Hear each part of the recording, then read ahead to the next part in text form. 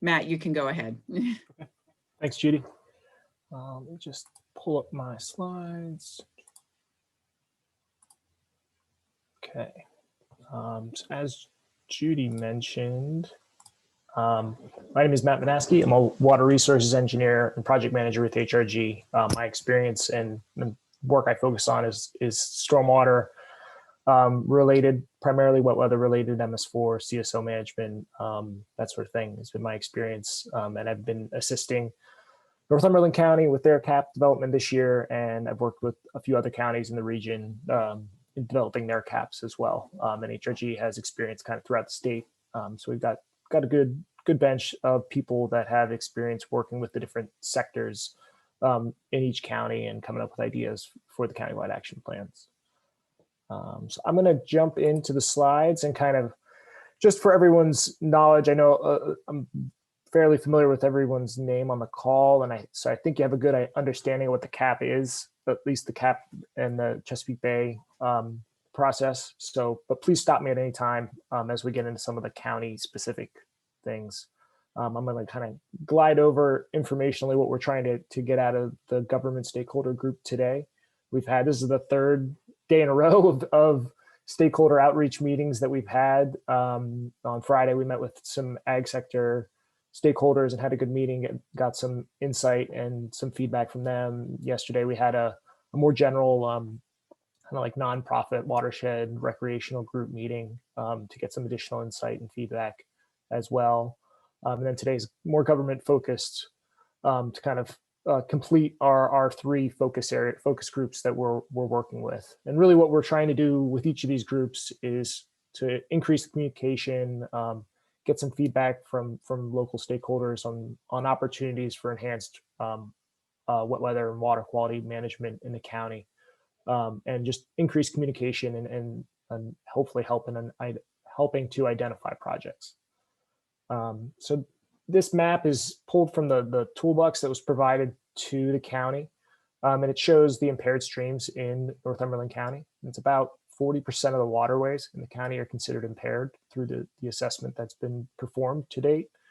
And that varies across different types of impairment, from metals related to acid mine drainage and siltation, primarily related to development and agricultural sector, and then nutrients as that pertains to specific areas in the county where nutrient processing or nutrient is contributed to the stream more quickly than other areas due to the type of land use management. So, as you're looking at this map, consider where you're familiar with areas in the county or issues you may be aware of in some of these local waterways.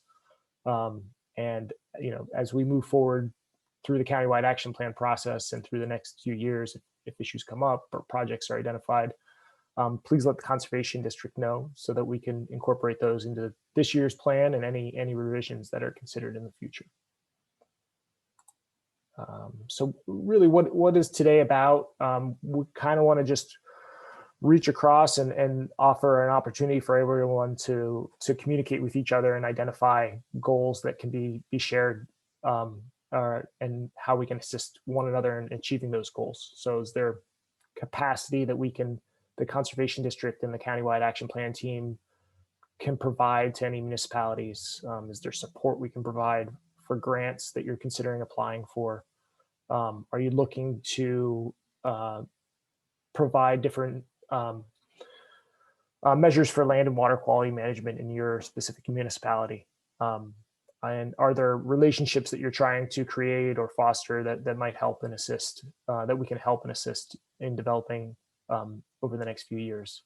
And then we would also be interested in tracking landowner relationships so that we can maybe consider different projects in the future as well. So really it's about increasing communication and identifying opportunities this year and then moving forward as the plan and the phase 3 WIP progresses. So how do municipalities and kind of the smaller sector of the state fit into the overall Pennsylvania phase 3 WIP?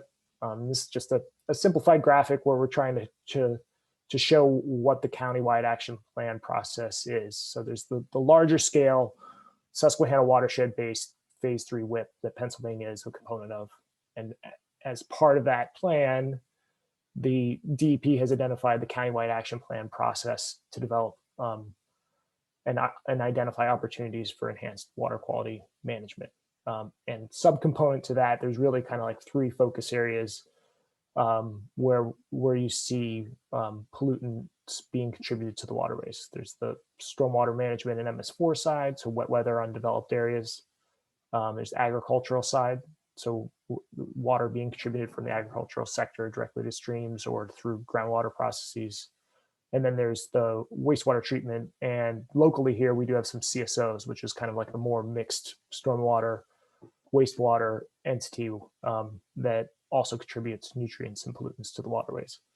So each of these areas present opportunities for identifying what we call best management practices to improve water quality and improve wet weather management. And what we're trying to do is to identify things that are going on that aren't being reported, and then opportunities that are presenting themselves for future practices and projects that we can track and identify for the countywide action plan. What is the countywide action plan program all about? This is graphic we've developed to kind of show the different components. There's a lot going on and a lot that can feed into putting the countywide action plan together. It's another plan separate from other things going on. And what we've been trying to do is to coordinate the plan development and implementation with technical aspects and outreach. And I think a big component of it, a large component of it really is the outreach side of things, is getting people aware of what's going on in terms of the phase 3 watershed implementation plan and the countywide action plan process. On top of that, in the background, what we're doing with the conservation district and our staff is doing kind of the technical side of things, where we're looking and understanding the data that's been provided specific to the county and why one part of the county might contribute more pollutants than another. And then on the plan development side, we're looking to coordinate and identify BMPs that we think are effective and can contribute to water quality management. And all of these kind of interplay throughout the process, where we're talking to people and getting them to understand why certain types of land use or certain types of sectors might contribute more pollutants than another, and why certain portions of the county might contribute pollutants than others, just due to land use and topology and geology in the state of Pennsylvania. So what are Northumberland County's goals? So this is what DEP has identified for us, is we're trying to reduce 1.7 million pounds of nitrogen per year. And that's on top of the progress we've made since 1985. And for the county, we're primarily focused on the nitrogen reduction process because we've made fairly good progress on the phosphorus side of things. And what the toolbox that has been provided to the county has identified some recommendations on these things, and we're trying to ground truth that, see if that's realistic, and then see if we can identify additional practices that can improve water quality management. And that's what the countywide plan process is about, is trying to identify ways to get up to 1.7 million pounds or more of nitrogen reduction per year, if that's possible. How is that number derived? I think most people on the call might be familiar with the Cass Bay model, but in short, there's a model that has been developed by EPA that determines what the pollutants that are being delivered to the Chesapeake Bay. And that is based off of local data where possible and refined over the past 20 years or so. And as part of the countywide action plan process, is if we can identify additional information that can refine the model, that's something that can be done. So yesterday's discussion, we kind of noted water quality monitoring is something that the Conservation District is interested in, and a lot of other counties are interested in, is trying to know that the water quality in the local waterways is really being fed into the model. And the best way to do that is to first get out and monitor the water quality, but also make sure that the process that they're using is approved for use in the model. So there's ways there's groups that people can work with to make sure that the quality management that they're doing is appropriate for use. And that can be data can be fed back in to the CAST model development process. So really, what are the BMPs that CAST likes? In the developed and municipal suburban sector side of things, forest buffers, stormwater management practices really are effective at reducing nitrogen. For staying out of the agricultural side of things, buffers and bioswales and bioretention are things that we can identify and people might be familiar with. Tree planting and forested areas to a lesser extent. But those are the types of things that we're trying to identify or see if there's opportunity for as well. So really it's about improved stormwater management and land water interconnective management to improve and reduce nutrients being delivered to the streams. What is so kind of like transitioning to where we are in the planning process. So right now, over the past few weeks, we've been working with the Conservation District to develop our own CAST scenario run, where we come up with a mix of BMPs that we think is possible or has been implemented in the county that just hasn't been reported. And we're going to be reviewing those with DPA over the next few weeks. We're trying to identify BMPs that make sense, but are also realistic in terms of implementation. We're also trying to determine ways to fund those if that's a necessary requirement. There's things that are occurring that we need to report, but there's also opportunity there for, especially based on our conversation with ag sector, there's opportunity for increased management of the land if there's incentives or dollars that can be found to support or just ways to help people get plans together that can improve waterway management. And right now, I think most of us understand that the schedule is through 2025. That's based off of the phase 3 WIP timeline that has been put together. So we're trying to see what's going on, see what we can come up in the next short term few years to come up with the most implementable plan by 2025. Where are we going from here over the next few months? We're going to continue to refine our BMP scenario mix based off of any additional feedback we get from these outreach meetings.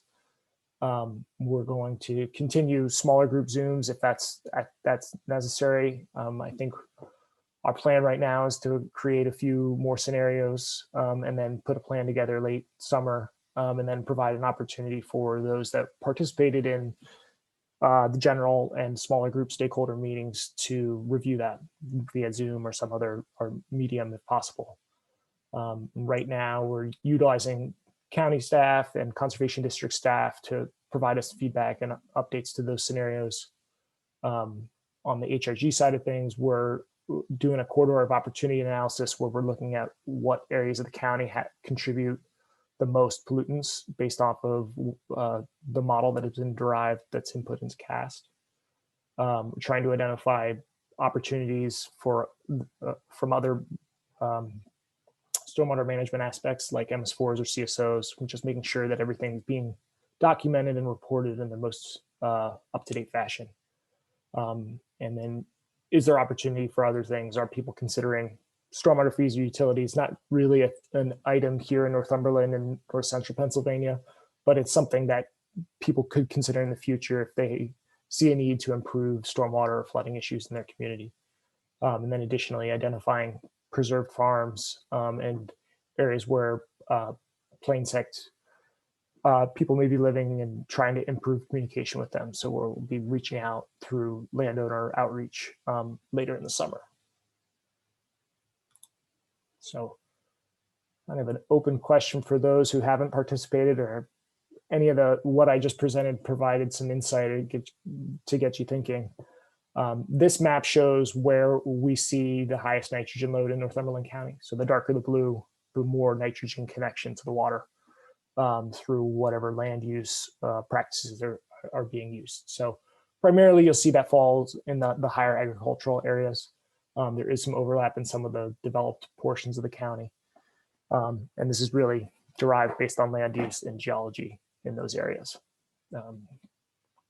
So questions and thoughts for you to consider either today or moving forward are you or are you aware of anyone seeking to improve stormwater and or flooding issues in the county? I think in the municipal and government sectors, those are probably the areas where we see the most opportunity. If there's projects being considered, but you just don't have the funding, can we work with you to come up with a way to come up with enhanced stormwater that can be tracked and contributed to the countywide action plan? Are you aware? I'm aware of CSO areas within the county. I have a history of CSO management in my experience, and I know in my research of the Cast Bay model, I've been trying to understand how that is incorporated in the model. And if we can get better understanding of what's actually occurring locally, we can make sure that it's being represented accurately in the model, because there is a little bit of potential there we just want to make sure it's accurate at the scale that we're dealing with. And then are you or municipalities that you're aware of considering revisions to measures to protect water and or land through management practices? So ordinance revisions, do you see issues in your local waterways that you might want to address through those types of practices? Those are things that we can document and take credit for in the countywide action plan. Any feedback right now? I'm kind of breezing through my slides. Okay, Judy? And kind of related to that too, I just wanted to mention briefly, Matt, John, I know that you've asked in the past about updates for the Act 167 plan. Justin Scavery from the Northumberland County Planning Commission was hoping to participate today, but he had a conflict with the commissioners meeting. But he did say that currently the county wide Act 167 plan is currently under review by DEP. And so they're just waiting for their final blessing on the plan. And once they get that from DEP, then they'll be able to move forward with finalizing the approval of that plan.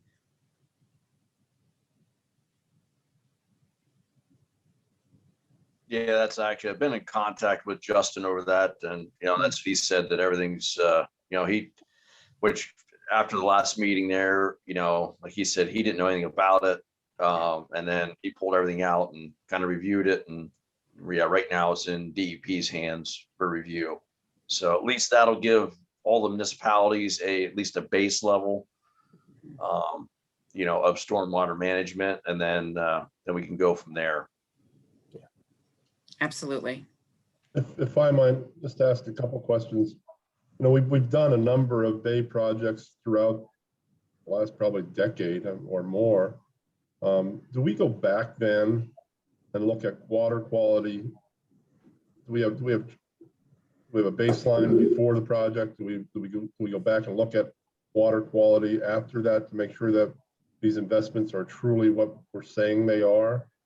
I guess, to make sure that we're putting the right projects in at the right places. Is that something we do?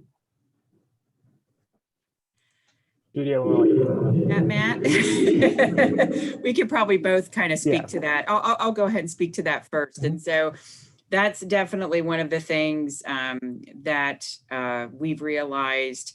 Matt mentioned at the beginning of this call that the Conservation District is interested in getting more involved in water monitoring efforts in the county and would ultimately like to implement some type of county-wide water monitoring program, which is currently not in place.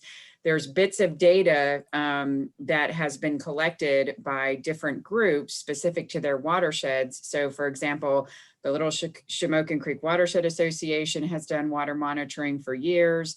The Shamokin Creek Restoration Alliance folks have done some water monitoring. And so there's bits of information out there, but not a core base of baseline data.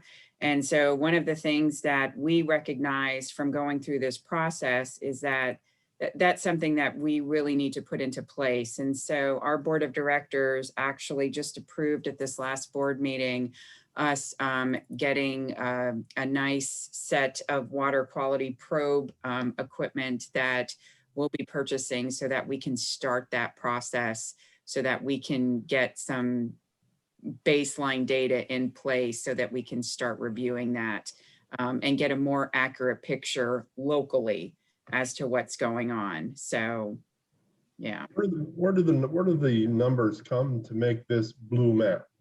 So like that we know that these nitrogen loads are where they're at. Where do those numbers come from? Is that water quality testing at some point? I mean, what determines those blue marks? Is it strictly we know how much nitrogen the farmers are putting on their land, or is it a water quality testing that determines that blue color? So I can jump in here, Judy. So the what you're seeing here in this map is really is the output from a USGS model called Sparrow, and the way that's developed is they have land use maps and the geology maps, and they know what is going on in that area, and then they run that, and they can based off the land use and the landform geology. This is what is derived from that, and my understanding is that those models are ground truth and checked against monitoring data for the type of farm, type of land use that's specific to that area. I don't know for sure. I don't know the data like exactly down to this scale, but my understanding is that how it's developed.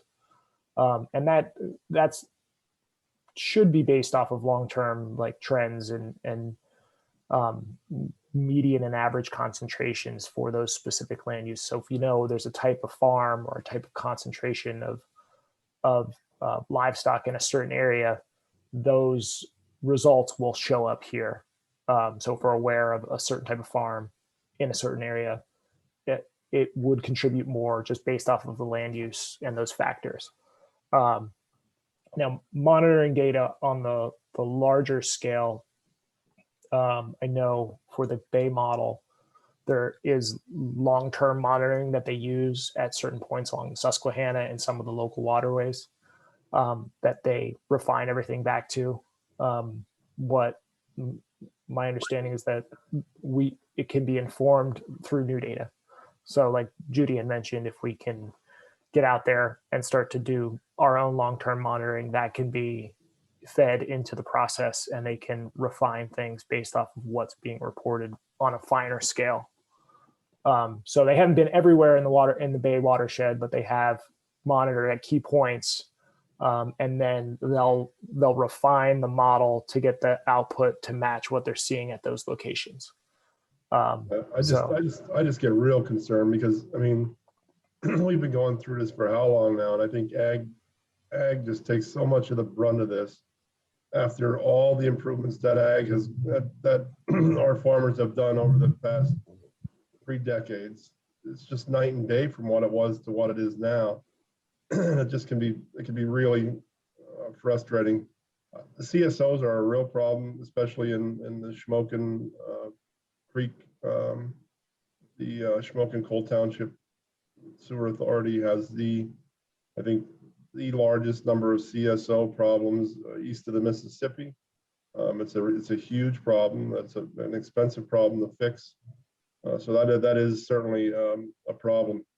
Stormwater fees. When you mentioned that really gave me the heebie-jeebies here. That's a rain tax. What they're calling the rain tax. Boy, I would really tell you to go up to Luzerne County and see how that's working out for them. It's just not good. And what have we ever? I guess we can't really determine what's their biggest bang for our buck if we're not doing base modeling and then going back, a couple years later and seeing what this manure detention area did to improve that stream. I'm just using one of the projects that I remember from my time on the conservation district. If we don't have that baseline and we don't have 3 years later to see what the improvement was to the downstream quality of the water, we don't really know where our best bang for our buck is, because we can't compare apples to oranges I guess for lack of a better word. I met with Farm Bureau this morning. I know Gene Yaw has a bill out there that's going to be looking at driving some money down to work on Chesapeake Bay to the conservation district level. I think it's a smart idea. They want no guardrails. I'm a little bit concerned about no guardrails because I think, while I know our conservation district does great work, and I know it will go towards the right things, I'm not so sure about every conservation district across the state doing the same thing, and the money going toward where it should go, which is, projects on the ground, making real differences. And that's just one of the concerns that I have. I did offer them to run a similar House bill in the House, or a similar bill in the House. So we'll see where that goes. I just met with them this morning. So this has been an ongoing dialogue that I think ag takes too much of a beating and not enough credit for the improvements that have been made over the past 3 decades. Thank you. I'm sorry to ramble on there. No, is it okay if I jump in here for a second here, Matt? First of all, really appreciate your comments, Kurt. And I think that yesterday, the point was actually brought up in a similar meeting that we had yesterday morning.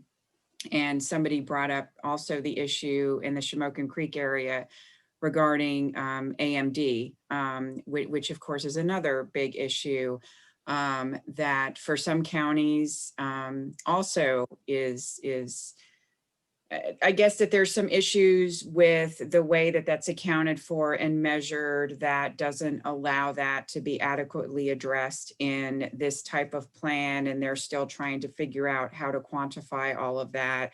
And Matt can probably get a little bit more into the weeds of that.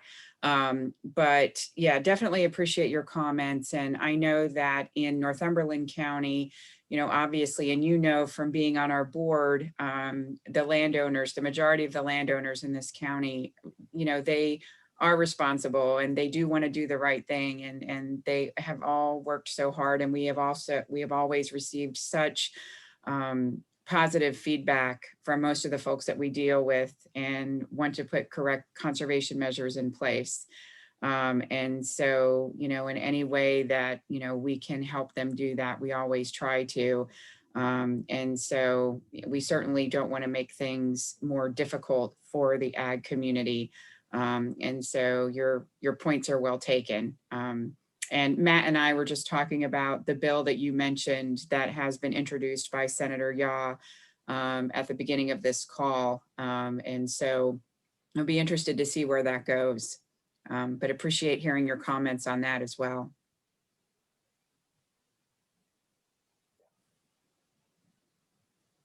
Okay. Yeah, and I think the take-home message for how kind of everything plays into each other is the feedback that we received on Friday as well in the agricultural meeting is there's a lot more going on than what's being reported and documented in what the model has been developed to date. And so part of the communication and discussions that we were trying to have is to get, come up with the way that farmers and the agricultural community feels the most comfortable in reporting and documenting that information. Right now, a lot of that's the way it's reported is things tied to grant money, and certain components of that sector that aren't looking to seek that type of thing out, but they might be implementing the practices that can be documented in the countywide action plan. So we just have to come up with a way for people to let us know what they're doing in a way that they feel comfortable. And so those documentation of what's going on, I think, is a big issue that we're trying to overcome as we put the countywide plans together. And I think almost every county really. And moving forward, I think the model data is based off of sound practices in terms of model development, and seeking out the best bang for our buck really is tied to, I think, looking at this map and saying, well, all things aside, all types of agricultural practices might be contributing similar ways, but where are they located in the county? Because that's the water, surface water to groundwater connection is really what drives how the nitrogen gets loaded to the local waterways. So I think using this map to help us focus the dollars in those high effective areas and provide resources to the agriculture communities in the right areas is really, I think, an approach that that should be considered. And that's part of what we're doing with our corridor of opportunity analysis in the planning process. So I appreciate the feedback, and I think just the communication is good at this point. And something else to address that you brought up, Kurt, was about, trying to figure out what BMPs do provide the biggest bang for our buck. And, that was some information that was included with this toolbox that DEP provided us with, as far as what specific BMPs would provide the best benefit, both as far as counting towards those goals as far as the final numbers go, but also would provide the best benefit for owners. And so one of the things that we're trying to do is find a way as to what's going to work out the best for landowners, including those in the ag community, that would not also create a barrier for them. And so one of the big things that is being promoted is cover crops. And so one of the things that we're doing as the Conservation District is we're going to apply for a grant that would provide cover crop incentive payments to landowners. And that seems to be something that is very popular in our county. It's something that we've done in the past, and it's something that landowners in our county are very accepting of and are willing to do. And so that's just one example of something that would be beneficial and also provides a benefit and the most bang for our buck, so to speak, as far as the implementation of BMPs go throughout this process. So trying to find something that is going to provide the best benefit, but also is going to be amenable to landowners, because it's not worth putting it in the plan if it's not something that's going to be a realistic goal. And so we want to be cognizant of that as well. So.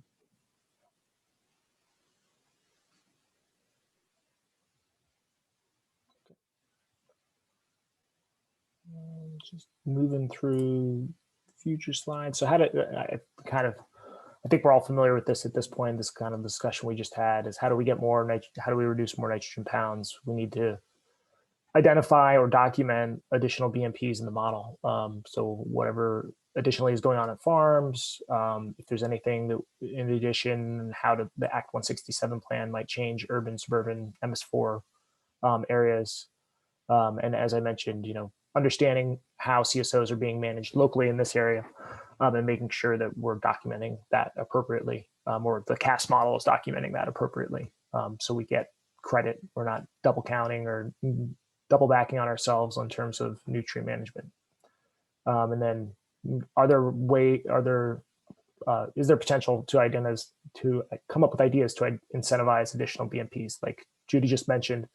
Going after a grant to incentivize cover crops is one of those things. Are there additional types of BMPs that we can incentivize and move forward? Things to consider as we put the plan together. Can I just jump in 1 second? I mean, yeah. So, like, farmers build as much as they can, right? So they build buffers and they do manure management plans, and they're doing manure storage plans. They're doing things to reduce that nitrogen load, right? Mm-hmm. Does that really even affect, from what I'm hearing, that map is based on the uses of that area, but does it take into effect the BMPs that have been put in place in that area? I mean, again, I don't know. This map doesn't, but what is being, so what if we go back to this slide. So in the nitrogen column here, so 1985 progress, 2019 progress. So the differential there is what's been reported and implemented and how it affects that map. So Is that water quality? Or is that just farmers giving what they're doing? Is that where does that number come from? So this number, there is an amount of practices that have been reported to CAST and have been inserted and run for this 2019 scenario. And so the difference between 5.8 million pounds of nitrogen and 5.29 million pounds of nitrogen is based off of the BMPs that have been implemented to date. Now, the way this CAST works is each BMP has a kind of like an expiration date. So it can only be good for so many years. So if something was reported several years ago, it might not be documented this year. Or if something is a practice that is done every year and needs to be reported every year through whatever document management process that is being done, it might not be captured that way. And that's something that we're working through the countywide action plan process, is to identify those gaps. What is being done? There's way more cover crops being implemented than what's being reported. We're aware of that. That's what the farmers told us on Friday. There's just that sense that they know people are doing it. It's just not the feedback mechanism to the model right now is really through the grant management process. So it's almost everything that's has a grant is what's getting reported. And now there is a little bit of additional tracking through some third-party things and NRCS, but we still think that there's quite a bit of a data gap there, and that's something we've noticed in other counties. I just think that's looking at those numbers, and 1985 is about the time I came out. I left the farm, but in that time frame, the amount of difference that has been made, sure, I would have guessed that number to be half of what it was in 1985. That's just me. I mean, because of just ag has just totally transformed in those 40 years. I mean, just totally transformed how they do things. I always used to say, and Judy and Jackie's probably sick of hearing it, but my dad's manure management plan was me getting in the truck and sucking out that manure and getting it out on the field. It wasn't how close did I get to the streams or anything like that, but that was the manure management plan, me getting in the truck and getting it out on the field. But from those days to now, it's just night and day. And I would have thought that number would have been so much lower in comparison to 1985. Yeah. And I know, can I speak up here just to give a little clarification for Kurt there? I mean, Kurt, these numbers, that's the big problem right now with the Farm Bureau trying to get a lot of these numbers that are in this supposedly model, like Matt says, are numbers that were run from people that got either federal or state money to implement these plans.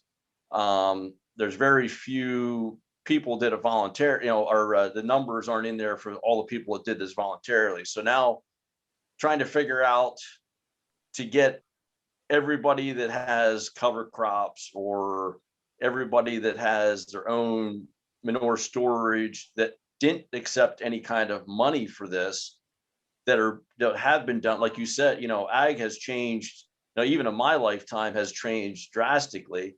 And those numbers aren't in there in this model. So we're trying, on the ag sector to get those people somehow to say, I planted 200 acres of cover crop that you don't have reported. And, to get these, realistically, these numbers are a lot lower than what they're showing on here.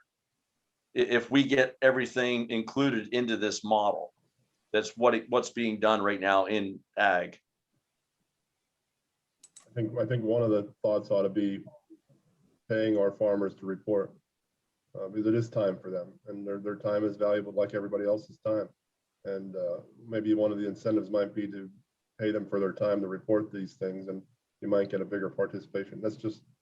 I know that was the discussion we had there. How do we get these guys to actually report this? And I know we with the Farm Bureau, we put out and it was kind of an anonymous through Penn State here a year or so ago, and we had so few responses back on this. I mean, how stubborn farmers are.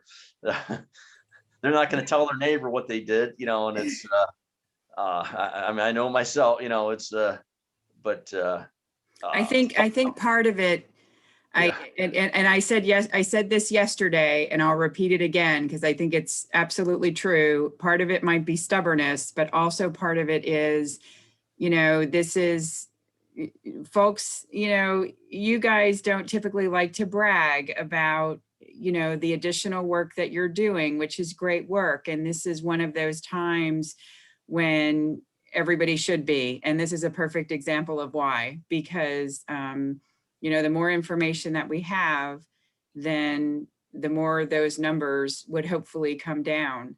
Because you're absolutely right, Kurt. There's a lot of work that has been done that we probably don't know about because it's not being reported. So that's one of the challenges in this, is getting that information. One of my concerns too is all practices have lifespans. So if there's a manure storage that goes in and they say the lifespan's 20 years, well, anything prior to 2001 that's still being used and still helping the environment is not being counted because it's out of that lifespan, even if it's going to last to the next 100 years. So how do we capture those installed 20 years ago? And I think it comes back to, boy, I wish we had base model water quality numbers in 1985. You know, wherever it enters the Susquehanna or wherever, you know, where the Chillisquaque Creek enters the Susquehanna in 1985 versus 2019. I'd love to be able to see what those are, because I think it would be drastically different than what's being reported.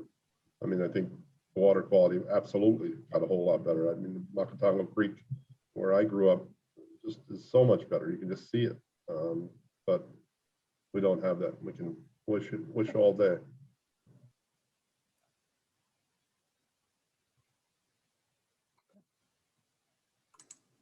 Getting back to where I was, but we're pretty much through most of the slides. Cap components. Just another thing to highlight. There's lots of there's several tools available to us out there. One of them, this is just a kind of highlighting a tool put together by the Chesapeake Bay Conservancy that identifies specific types of land based on landform geology and where potential projects might be amenable. And this map shows an example of like wetland areas that could be enhanced or restored to those uses. And that wetlands is a practice that's another highly effective at reducing nutrient uptake. So there's tools that we can use to identify even more, you know, as we talked, best bang for our buck, where can we identify those areas in those sub watersheds that we consider the most effective at reducing nitrogen. And then coming back to our challenges and opportunities, this isn't just about trying to put together the cap. We're trying to achieve as many goals for the county as possible. And so if the cap presents an opportunity to highlight a project to DEP and the state, that's something we want to do. That's part of the countywide action plan process, is identifying those opportunities and the gap that is needed, or the need, or the gap that is there to get it implemented. And if we can highlight that, that lets people know, you know, people are willing to do things. They need assistance with putting a plan together. They need some incentive dollars to make it amenable. They need to pay farmers to report their information. Those types of ideas, I think, are things, the more we repeat them and get them out and get them known, I think helps the cause. And so just next steps, we'll be putting the plan together over the next few weeks, doing a few more cast scenarios specific to Northumberland County, you know, identifying a funding and partner matrix moving forward for the next few years. And then, you know, trying to consolidate and come up with a project inventory. Are there projects that you're aware of or interested in for 2021 and beyond? Are there partners that we're missing? You know, we did have attendance at all these meetings, but we know there's other people that have knowledge or interest or are leaders in the water quality or land use management or government sectors that might not have been able to make these calls. So if you're have a conversation with them and they mention something that we should be aware of, please, point them in our direction. And I, thank everyone for participating right now. I don't know if there's any follow-up discussion, Judy, that you wanted to get through right now, but I think we had some good talking points earlier on. Yes, if anybody else has any additional comments or questions, please feel free to speak now, or you can follow up with me afterwards. But yeah, I agree with Matt. I so appreciate everybody's comments and feedback. It's so important that we know, we obviously hear from folks, but hearing what you're hearing from people as well is really, really important. And so we really appreciate that. And if there's anybody else who you think that we should be including in on these discussions that maybe for some reason we missed, please let me know, and we can add them to our stakeholders list as well, to include those in these meetings. So appreciate that too. Hey, Judy, couple things that question after the meeting there on Friday, we were talking, Gary and we were talking, and I don't know where we need to, I know we were talking with forest riparian buffers and that, we're definitely one of the better things for a bang for a buck. The problem, like Jeanette was saying, with the funding through NRCS and that, you're required to do the whole stream and any adjoining properties that you own. Is there any way to get, I know myself, that the farms that we own, it would take so much out of production. Is there any way to get funding for, smaller sections of stream? I mean, even if you're doing a couple 100 feet, it's still helping out. Rather than being required to do the whole length of the stream of all the property that you own. Is it something that maybe we can apply for a grant on the county end of it? Jason Fellon, is that something that DEP would consider for growing greener, or is that something that would be allowable?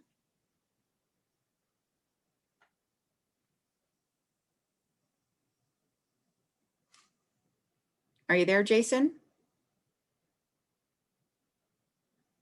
Maybe he had to step away. I know, I've helped with different projects through Jason. I know they've done short pieces of stream and that, it wasn't complete properties and that through that program. So maybe that would be an option through the growing greener. I can check on that, John, for sure. Just throwing it out there, like I said, I think more landowners would be more apt to sign on to, if you have a, like Jim Brubaker was saying, that the one farmer had an area that, he had to wait until July to plant it, but he goes and adds that in, he has to do his whole farm. Maybe take that section out of production right now. It's not good for anything anyways, if he's getting enough incentive. But just a thought. And another thing I was think that's thinking a good about point. on the municipal end of it here, is this whole model thing there. Everything that's being done through the Dirt and Gravel Center, through Penn State, is that being accounted for at all? I mean, how many thousands of miles of roads that have been done throughout the state, to eliminate erosion and that, so that would have to help something, with everything we've done through the dirt and gravel. Is that being accounted for at all in this? I do think that those numbers were included. I think I remember seeing that in the toolbox. Judy, you're correct. This is Jackie. So to help answer your question, John, yes, dirt and gravel roads projects are being counted. Okay. Within the CAST model. So that's a great question. And you're right, they do contribute to a lot of sediment reduction. And in addition, I do know that the NPC grant initiative that they were promoting does do some riparian buffers as well, that does not have the same strict requirements that NRCS does. So that would be, it would be good to follow up with Jason, but again, I do know that the North Central Pennsylvania Conservancy Partnership and their Growing Greener grant that they've done with multiple counties did do riparian buffer plantings with less restrictions. So I think that would be worth checking out as well, because we all know the benefit that riparian buffers provide, regardless of if you do the entire farm or if you go through and you can do some shorter width buffer plantings. There's still a huge benefit there. So absolutely. And the nice thing about it is that if you were to do something through a Growing Greener grant, all Growing Greener grant activities are reported to the CAST model. Those activities would be reported and documented through the grant, as well as your cover crops. Like you had mentioned, Judy, about doing a cover crop grant. And or maybe a plan management grant, because it is being implemented through the grant and reported through the grant, that all automatically gets reported to CAST. And I did want to just make mention as well that, you know, you have those high concentrations of nitrogen sources in the northern part of the county. I do know that the Conservation District has talked about implementing a watershed group in that area. So I think that's going to provide some benefit as well. I totally understand that, you know, the watershed groups are voluntary. However, those local folks really have an influence on the local citizens there. So I think you'll be able, through implementing a watershed group, you'll have some increased participation. You'll have better informed citizens, which could lead to more BMP implementation, better land use techniques, and, you know, increased reporting. So taking a look at that priority area, the Conservation District is already making plans to focus on that area by starting a watershed group. NRCS has had some activity in that area. So those are some really useful things that are already going on that I think are just going to supplement, you know, your CAP activities and the reduction of nitrogen that everybody's looking for. And just to kind of give Kurt a little bit of background, all counties seem to have the same message. We've done more than this. That nitrogen level that you are showing us is lower because we have been doing BMPs. So it's not just Northumberland County that is experiencing that frustration. That frustration is across the board. Everybody has that same message. And so like Matt has talked about here this morning, as well as Kurt and Judy and others, that, you know, there's a lot more BMPs out there. We just need to figure out how to get them reported and get them documented, because there's so much more work out there that has been done than what they're actually showing. So just a few things. Oh, one other thing I just wanted to mention was, I do like Kurt's idea of, you know, paying or incentivizing farmers for reporting. That's a great idea. Food is also a good draw for farmers, just saying. And another one is, you know, is there anything, I know there's been legislation introduced and some folks are talking about this. How do we capture and report the use of synthetic fertilizer? Synthetic fertilizers are used by, you know, by the farming community, but also the non-farming community. So how can we get a hold on that? Because it seems like there's a significantly higher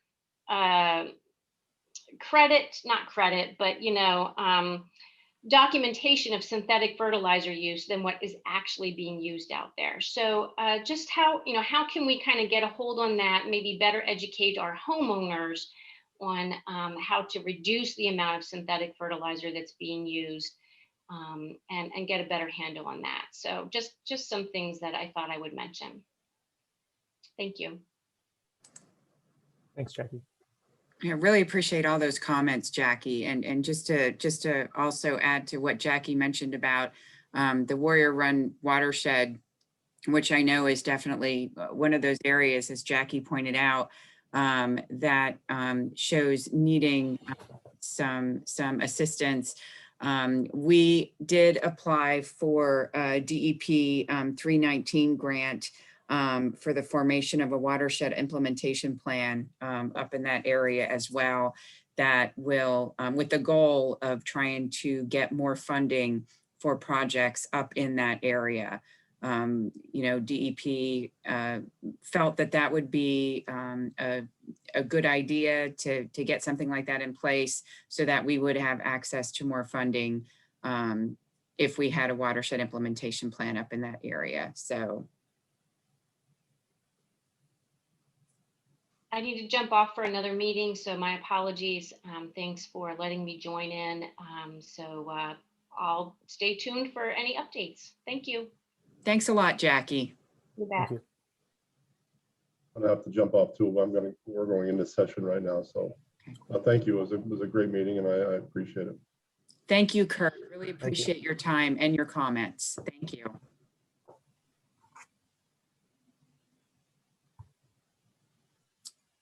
Just to follow up with John on your comment about how I know, and Judy, I don't think we mentioned this yet, is that NCP is going after a Growing Greener grant for buffers for the county. So they kind of go out after it, and then they'll let people know if they get it and identify landowners for that opportunity. And I don't, like you said, I don't think there's a limitation on length on the property. That's more like that's a specific NRCS thing right there.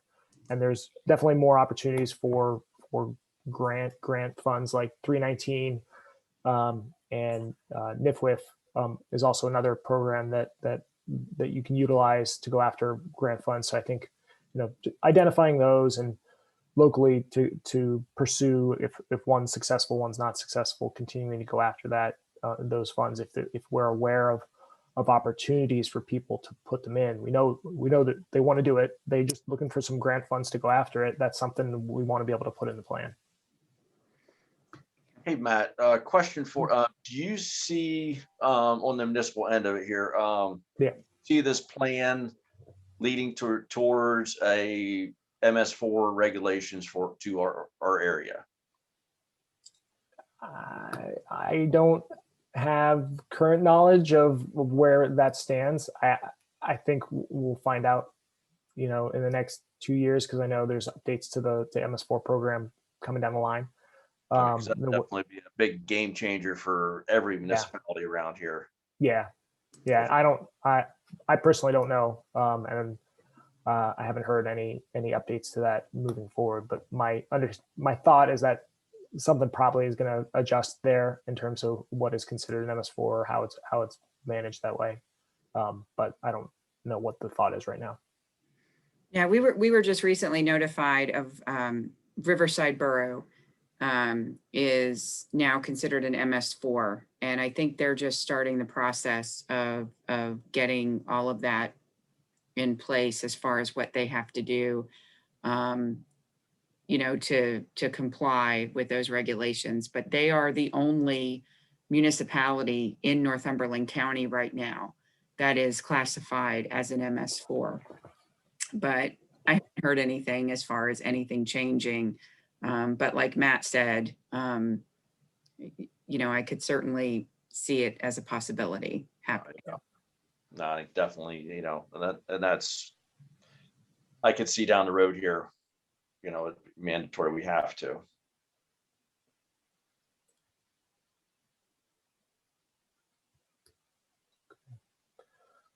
I don't have anything further right now. Like we mentioned, we'll be reaching back out later in the summer to provide an opportunity to review where we end up with the plan, and solicit some feedback there on how things shake out. But if you come up with any thoughts in the next few weeks, please let us know.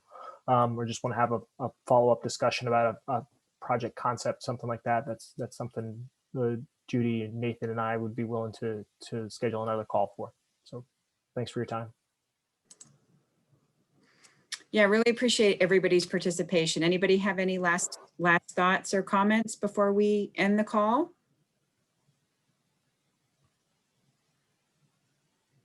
Okay. Thanks everybody so much for participating. We will be in touch and in contact with all of you as we move forward. And again, if you think of anything after the call, please don't hesitate to reach out and let us know. Thank you. Thanks, everybody.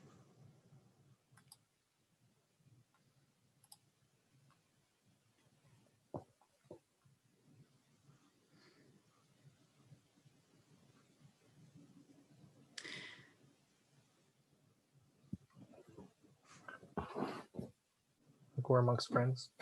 I think so. Yeah. So I thought that you know, some of the discussion was helpful. Mhm. I thought that some of the suggestions were helpful and interesting. So Yeah. Nathan, that point you made about the lifespan of BMPs, boy, I never thought of that before, but that's an excellent point. How does that work? Yeah, because if they're going to be using them for the next 50, 60 years, however long that building's there and the farm's there, and we're not taking account for that, that's kind of an issue, I think. Yeah, agreed. Yeah, I know the inspection side of things is definitely that's not. I'm not personally familiar with that, but I know that topic comes up all the time. It's like we know that this stuff's happening. There's hesitancy for people to report it.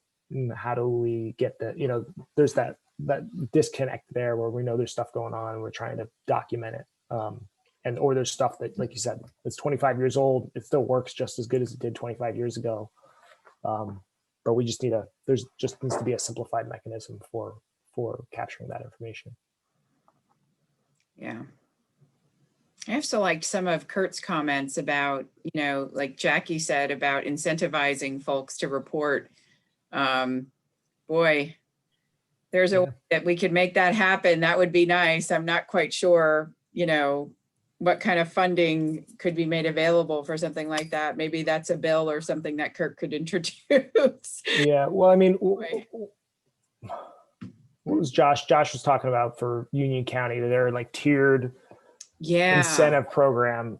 I mean, there was a give there, right? I think you had to pay, like, I guess with Plain Sect, it's they don't want to accept it, so they're paying the like some sort of fee, but then they're getting more in return. They're okay with that.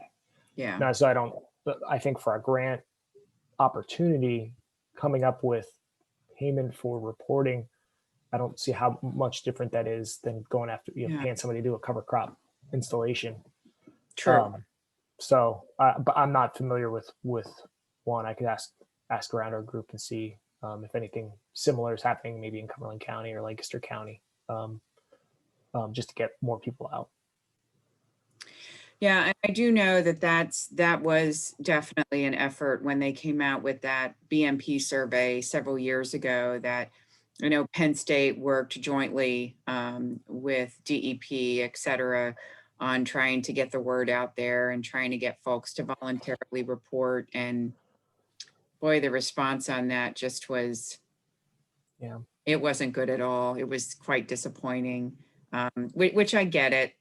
Mm-hmm. You know, you get a survey in the mail and I mean, I know what I usually do with those, so. Yeah. So I get it. I know. It's just, unfortunately, this is the result. So. But. So anyway, so I guess, so yeah, I thought these were good. I thought the meetings provided a lot of good feedback. And so now I guess we just move forward, and I'll be anxious to hear some of the feedback next week when they talk about the cast and I don't know how they want us to rectify that issue. I don't know. Yeah. I mean, I think they're going to hear a lot of similar issues that we just heard about.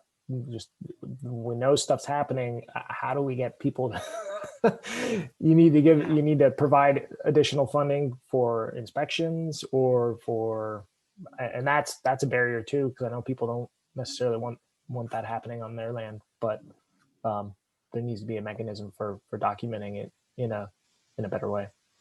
And quite frankly, I mean, and I don't, and I'm not trying to, I know that DEP always is the redheaded stepchild in all of these conversations. But, you know, in all fairness, you know, DEP has been saying for years that they were going to come up with a BMP inspection / recording standard operating procedure. And to date, they, as of, well, recently, I think they're starting to put one into place, but for the longest time, they've been saying they were going to do it.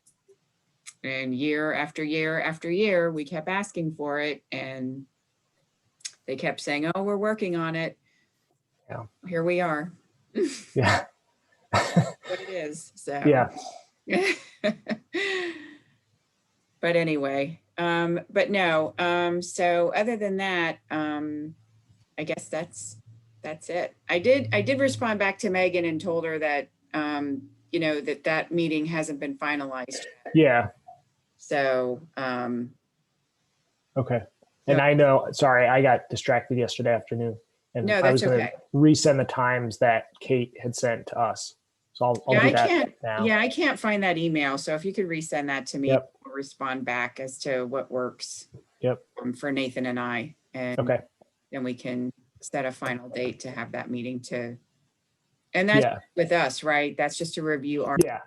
Yeah, it'll be us and and Megan too. I think Kate emailed me and Megan.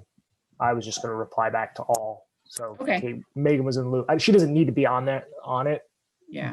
But it's one of those things she can participate if she wants, I guess, because that's the way they're coordinating. Okay. So that works. Yeah. Yeah. And then Maybe kind of like bigger picture side of things, we're going to obviously wait to see what the scenario 1 shows us. But we'll get started on our scenario 2 based off of feedback on Friday, because I think there's some revisions we'll likely need to make based on what they said, just the way we distributed some of those, some of the practices. And then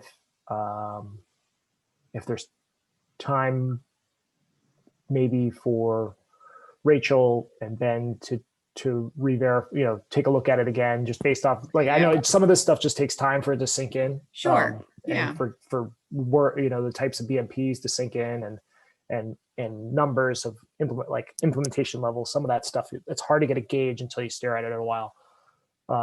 So reach back out to them to make sure we had those side of things up to date based on what she was seeing or being reported. Okay.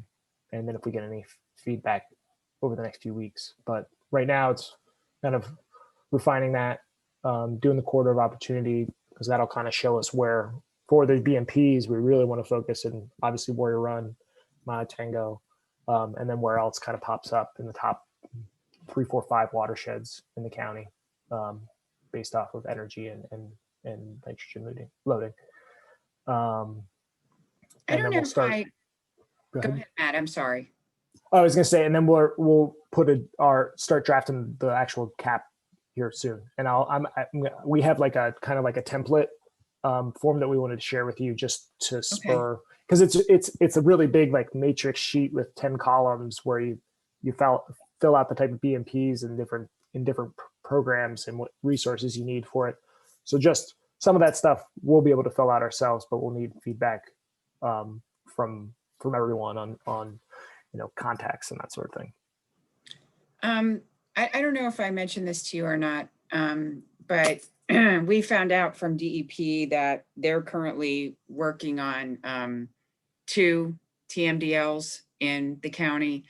The Brush Valley watershed, which is actually it's an unnamed tributary to the Susquehanna.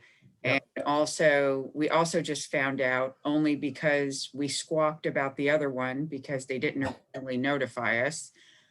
We actually found out through a newsletter article that was posted in an environmental daily blog is how we found out that they were working on this TMDL. But once we squawked about it, they came back and said, oh, by the way, we're also working on this other TMDL, which just so happens to be up in the northern end of the county. It's the Dry Run watershed. They're working on a TMDL for that as well. And so they're inviting us to participate. Now they're inviting us to participate in providing them with information. And so we do plan on collecting data in those two watersheds, but unfortunately, some of that data collection probably is not going to take place until post-cap development. And so, but it's something, I guess. Yeah. Well, and the way I guess the way that plays into our analysis in the corridor of opportunities, really that's just about, seeing where the most dots light up on the map, right? So TMDL check mark, high loading nitrogen check mark, and then there's Warrior Run Watershed or Initiative, another check mark. So like you just start to see the heat map light up. So information like this is obviously good. We'll tie it in, even though it might not play in specifically to it. It's information because we want to, if there is going to be a TMD on that area, and we can start to address it even before it becomes official. Yeah, that's all the better. So. And one of our issues with the Brush Valley TMDL that we found out about was that there's already a significant amount of work that we have done in that particular watershed. And so we wanted to make sure, again, that they were capturing that. And one of the things that we found when they produced the draft document of the TMDL is that they, of course, compared it to another watershed in a neighboring county. But when our watershed specialist he did a very thorough review of the TMDL document. And even though the watersheds appear similar and have some similar characteristics, there's also a lot in there that makes them very different and really made it kind of an apples to oranges comparison, which, kind of leads credence to that some raise about these models that DEP comes back with. So, there's a TMDL when I was down in Philly, TMDL in one of those watersheds, and they had it was numbers were flipped on balance of where they thought source pollution was from storm water versus stream erosion. And you comment on that and call them on that, and they will revise it. So it's good to do your due diligence, especially people familiar with the area. Well, I think that once they saw our extensive comments, because we submitted them like a 3-page document. Yeah. I think that once they saw how closely we evaluated it and our comments, I think then they said, okay, we need to include these guys in on these conversations. And that's great. So I'm glad that they are now. Good.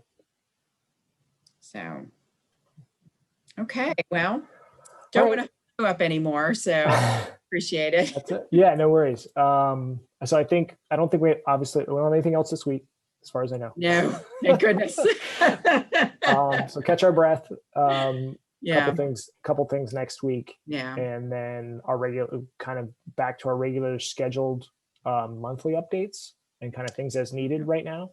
Okay. So I'll probably utilize email a little bit more than we had for review and conversation that way. But we can always do a call to check in on those sides of things. That sounds good. Yeah. Thursday and Friday this week, I'll be out, and Monday we're out for Flag Day. So, so if you shoot me an email and you don't get a response right away, that's why. But I'll be back on Tuesday, and Nathan will be around as well. Okay. Great. Yeah. Cool. Did you have anything else, Nathan? I don't believe so. Okay. Good. You feel, I know we haven't had a one-on-one regroup on the CAP planning process, but do you feel comfortable with all of it. I know you've been kind of peripherally involved with everything through your work in the conservation district. So I didn't know if you felt like you needed we never went through the toolbox with you, that sort of thing. I didn't know if you had a chance to peruse that stuff yourself. No, I haven't got to look at the toolbox or anything like that yet, but Okay. no, it seems like the big takeaway everybody thinks is ag is the one being picked on, and you get that everywhere. Yeah. So Yeah. Well, it's I do think that a lot of the practices that are in place outlast the lifespan. So I guess yeah. we got to figure that part out, I guess. Yeah, for sure. Yeah, and we talked about this before, looking back at whatever documents you have in terms of who has what plans. And I know the way that that's managed isn't amenable to tracking it. Coming up with ideas for overcoming that, I think is definitely your brain's in the right area with that, trying to figure out how we do that. I don't have a good sense right now, but we'll hopefully figure it out. So, But anyways, double backing on the toolbox discussion, if maybe our next monthly meeting, if we don't have a whole lot to go over, and we want to maybe save a half an hour, 45 minutes for an update for you, Nathan, just to kind of do what Judy and I did back in February, to kind of wrap our heads around all the information, might be something useful before we lose Judy. I would appreciate that. I think that'd be a great idea. Yeah. Okay. And Great. I guess Judy and I can talk about, Judy's off, you said next Thursday, right? And I'll be in, I don't know. This Thursday. Thursday. Oh, this Thursday. This Is that Thursday some- and Friday, I'll be out. So yeah. Okay. Is that Yeah, something that we could discuss during that time? Well, so Tuesday, there's like the big state meeting. Thursday is our check-in with the Bay program with Lycoming at 8:30. And then we still have to schedule our CAST model review on Tuesday, Wednesday, or Thursday. I think Nathan was mentioning perhaps, and I don't know if this would be too soon, but this Thursday I'm off. And so I think he was thinking maybe this Thursday, since I'm not going to be around and won't be here training him, he'll have some time. Okay. Would you be available this Thursday? Is it too Can you give short me a a minute? notice? I'll look at no, it's not too short, but let me just make sure I don't have anything. And I do have something tomorrow morning.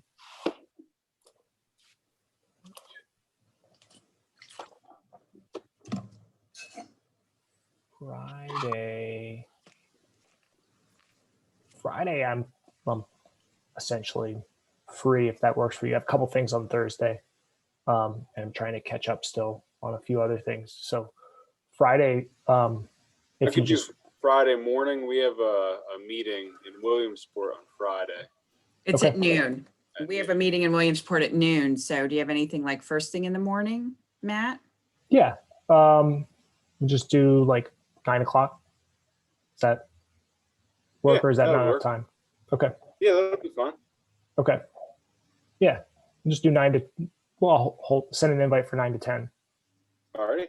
And then if we don't get through everything then, or you want to take some time to digest, and then we can regroup at our monthly meeting in July, and follow up on anything, make sure we feel good with it then. Sounds good. Great. Cool. And Nate, I'll give you a copy of my, of the toolbox document that I have.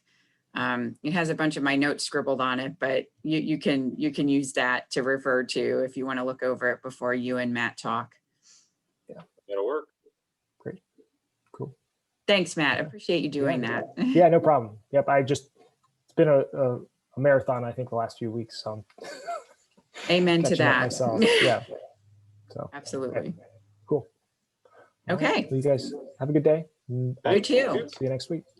Thanks. Take care. Bye. See you.